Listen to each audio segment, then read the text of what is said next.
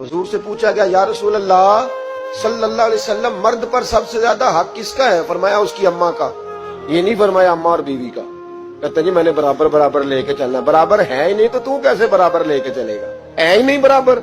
बीवी और माँ बराबर नहीं, बराबर लेके चला जा सकता। मुस्तफा करीम ने फरमाया मर्द पर सबसे ज्यादा हक उसकी माँ का। तो या रसूलल्लाह औरत पर?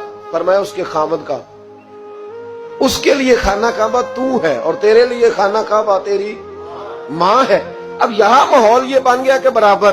पहले 2, 4, 5 दफा बीवी से चुगलियां सुन लेते हैं अम्मा की, बल्कि कई तो इतने बेवकूफ हैं, सपोर्टर भी होते हैं माँ बाप की गिबतों में।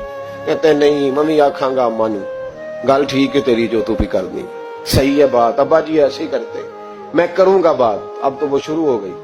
अब तू कहेगा दरवाजा बंद हो, तो ये दरवाजा बंद हो सकता?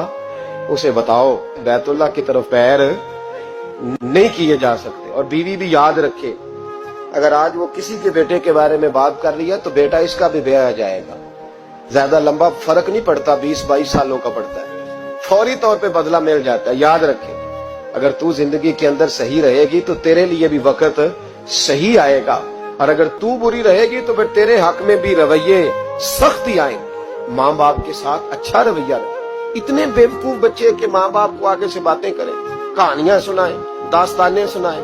अजीब तमाशा है ना कि अब्बा जी बेचारे सरकारी अस्पताल में एड़ियां रगड़ के चले गए, और जब उनका इंतकाल हो गया अब 5 बेटे इकट्ठे हो गए, कहने लगे बरादरी को मुंह भी दिखाना है तो चने वाले चावल नहीं पकाने खत्म शरीफ पे, कोई बोटियां डाल लो, लोग क्या कहेंगे।